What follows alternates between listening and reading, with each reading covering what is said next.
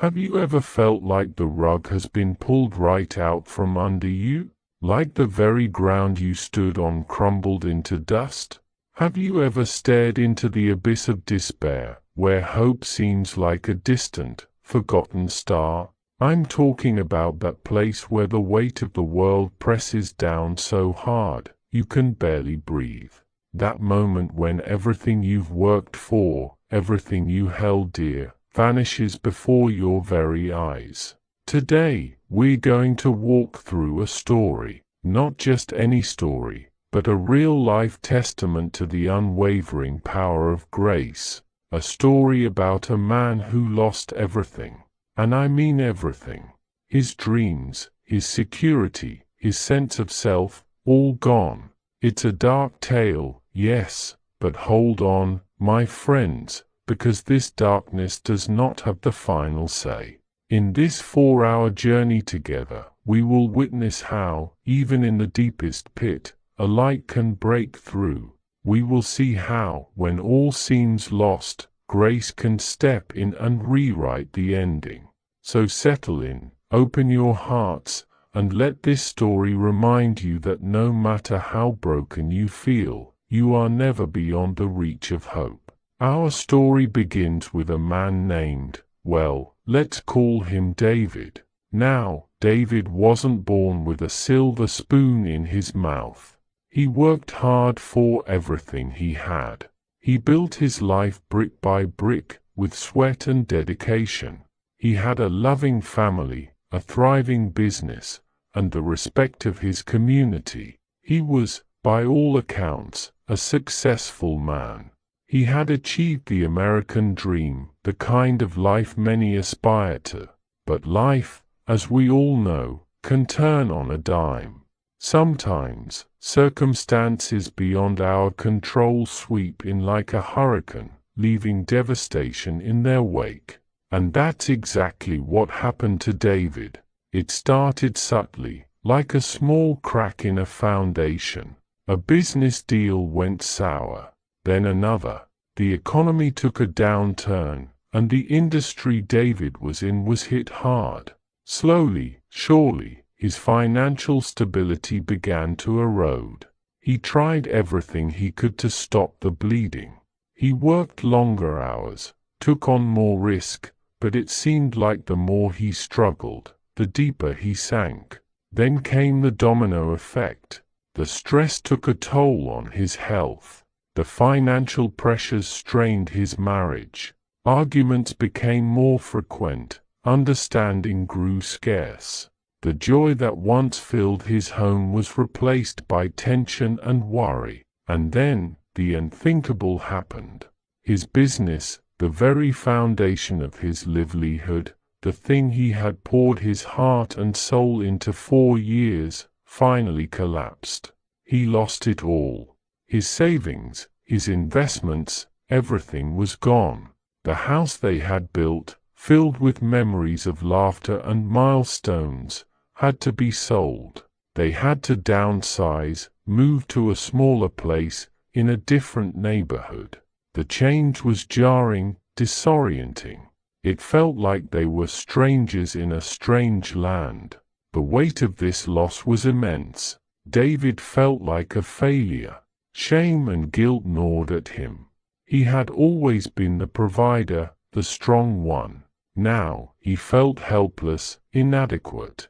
He saw the worry in his wife's eyes, the unspoken questions in his children's faces, and it broke his heart. He withdrew into himself, the darkness closing in. He stopped going to church, stopped seeing friends.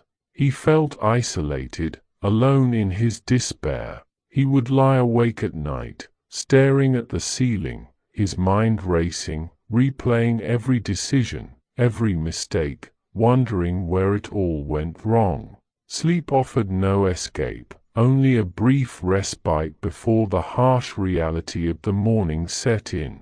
He felt like he had let his family down, and that was a burden heavier than any financial debt. He looked in the mirror and didn't recognize the man staring back. His eyes, once full of life and optimism, were now dull and lifeless. His shoulders were slumped, carrying the weight of his burdens. He felt like a shadow of his former self. He tried to put on a brave face for his family, but inside, he was crumbling. He felt like he was drowning, gasping for air, with no lifeline in sight. The future seemed bleak, uncertain. He couldn't see a way out of this mess. He wondered if he would ever feel joy again, if he would ever be able to provide for his family again. The whispers of doubt grew louder in his mind, telling him he wasn't good enough, that he had failed. Days turned into weeks, weeks into months. David drifted through life in a haze of despair. He tried to find work, but the job market was tough, and his confidence was shattered. Rejection after rejection chipped away at what little hope he had left. He started to question his worth, his purpose. What was he good for anymore? He had always defined himself by his success, by his ability to provide. Now that those things were gone, who was he? The silence in the house was deafening, filled with unspoken anxieties and the ghosts of happier times. Even simple things, like a family dinner, felt strained, forced. The laughter had faded, replaced by a heavy quiet. One particularly difficult evening, David sat alone in the living room, the lights off, the silence broken only by the occasional passing car. He felt utterly lost, adrift in a sea of despair. He picked up an old family photo album, his fingers tracing the smiling faces captured in time. There they were, frozen in moments of joy, of celebration, of togetherness. He saw a picture of his children when they were little, their eyes full of wonder. He saw a picture of him and his wife on their wedding day, full of hope and promise. A wave of grief washed over him. Had he lost all of that forever?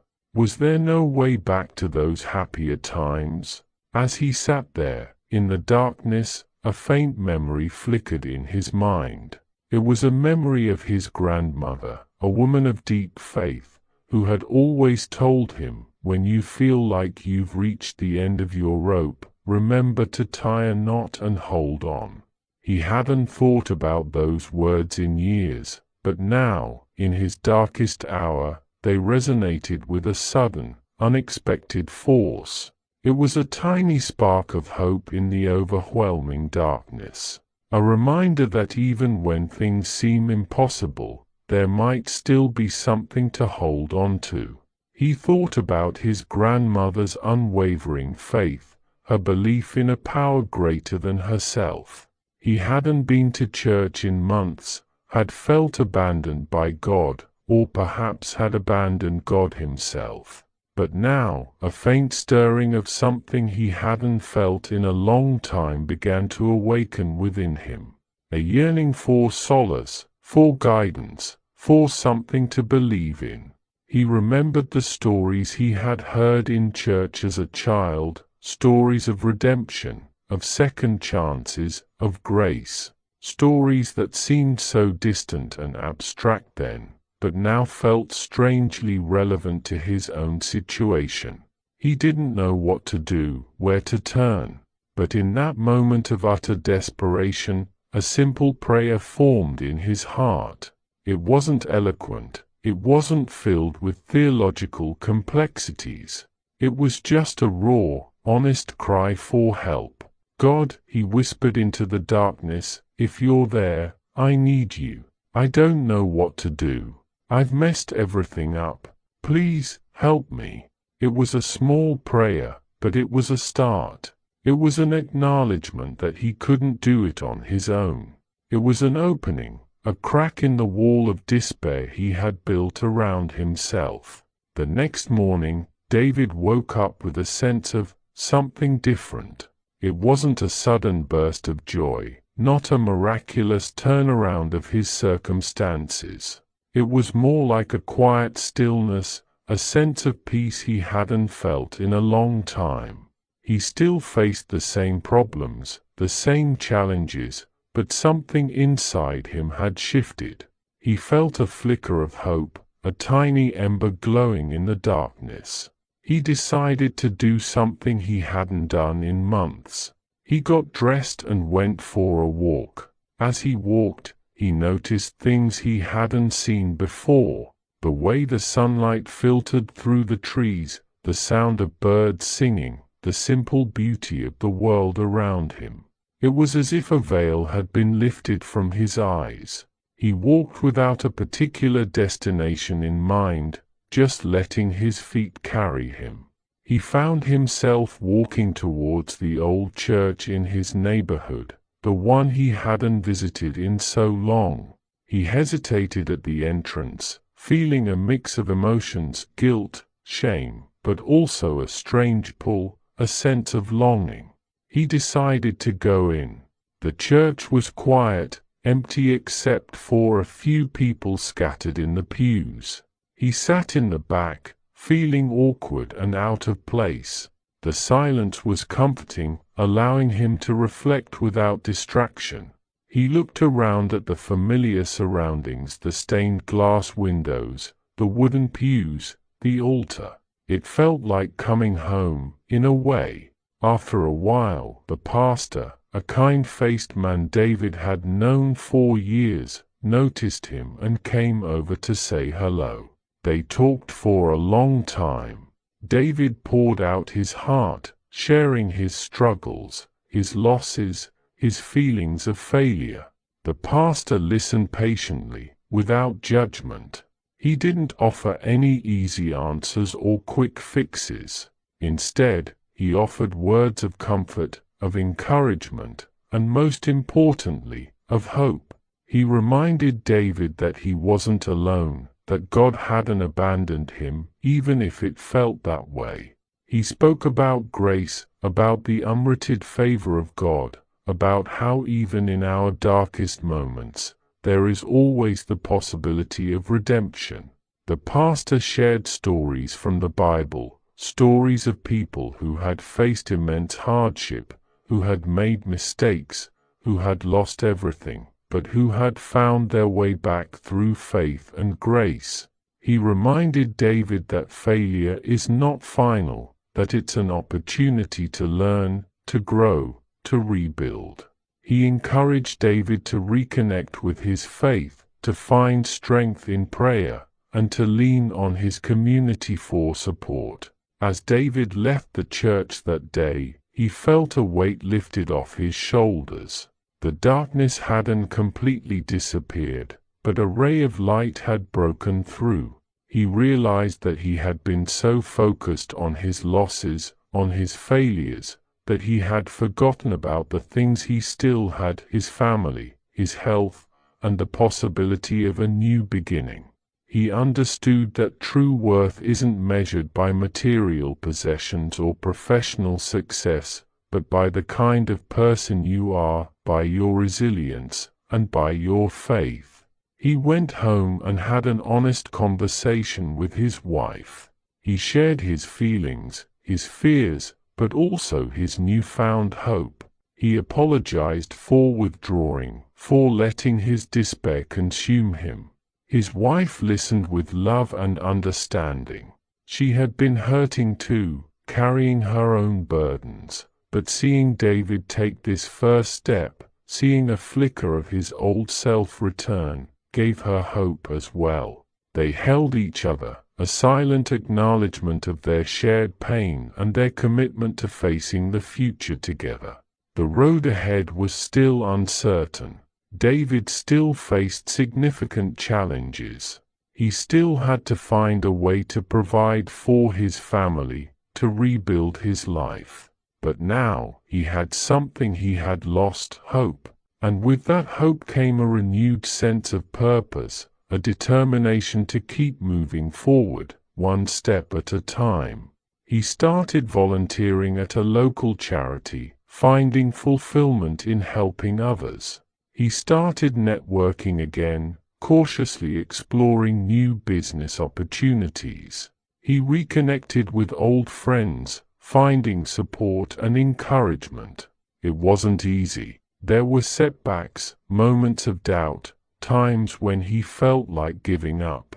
But each time, he remembered the feeling he had in the church that day, the pastor's words, his grandmother's wisdom, and the small prayer he had whispered in the darkness. He clung to his faith, finding strength in prayer and in reading the Bible. He learned to rely on God's grace, trusting that even when he couldn't see the way forward, there was a plan for him. Slowly, gradually, things began to turn around. A small business venture started to gain traction. He found a new job that utilized his skills and experience. It wasn't the same as what he had before, but it was a start. More importantly, his family started to heal. The laughter returned to their home, the tension eased, and their bond grew stronger through the shared experience of hardship and resilience. David's story is a powerful reminder that loss is a part of life. We will all face challenges, setbacks, and moments when we feel like we've lost everything. But it's in those moments that we have a choice. We can succumb to despair, or we can choose to hold on to hope, to seek solace in faith, and to allow grace to step in. Grace isn't about avoiding hardship, it's about finding strength and guidance in the midst of it. It's about knowing that even when we fall, we are not forgotten. David's story is still unfolding. He hasn't regained everything he lost, and he may never will. But he has gained something far more valuable, a deeper understanding of himself, a stronger faith, and a profound appreciation for the things that truly matter in life, family, love, and the unwavering grace of God. He learned that true success isn't measured by what you have, but by who you are, and by how you respond to the challenges life throws your way. So, my friends, if you are going through a difficult time right now, if you feel like you've lost everything, I want to encourage you. Don't give up. Hold on to that tiny spark of hope within you. Reach out for help. Lean on your faith. Remember that you are not alone, and trust in the power of grace, because even in the darkest night, grace can step in and lead you towards a new dawn. Just like it did for David, just like it can for you. Let us pray.